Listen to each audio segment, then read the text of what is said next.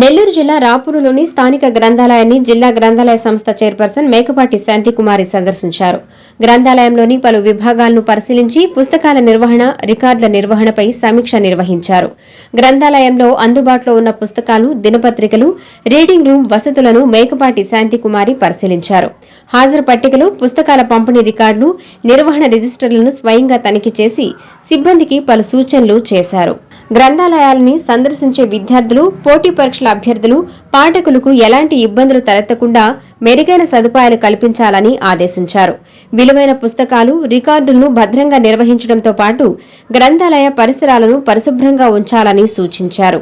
అలాగే ప్రస్తుతం శిథిలావస్థలో ఉన్న రాపూరు గ్రంథాలయానికి నూతన వైభవం నిర్మించేందుకు తన వంతు కృషి చేస్తానని మేకపాటి శాంతికుమారి హామీ ఇచ్చారు.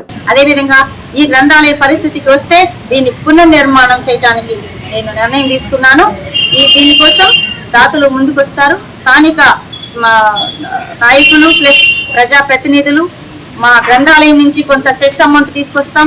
అన్నీ తీసుకొచ్చి గ్రంథాలయాల్ని అభివృద్ధి చేస్తాం. త్వరలో 1 సంవత్సరంలో కొన్ని కనీస అవసరాలు, మౌలిక అవసరాలు అలాంటివి ఏర్పాటు చేస్తాం.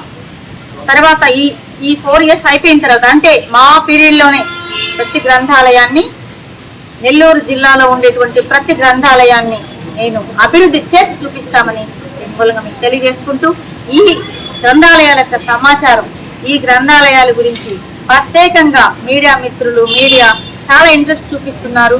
మీ అందరికీ హృదయపూర్వక ధన్యవాదాలు. ఎందుకంటే మీరు లేకపోతే ఈ సమాచారం అనేది ఉండదు కాబట్టి మీరు చాలా ప్రత్యేకత ఇస్తున్నారు గ్రంథాలయ వ్యవస్థకి. అందుకోసం మీకు హృదయపూర్వకమైన నమస్కారాలు తెలియజేసుకుంటున్నాను.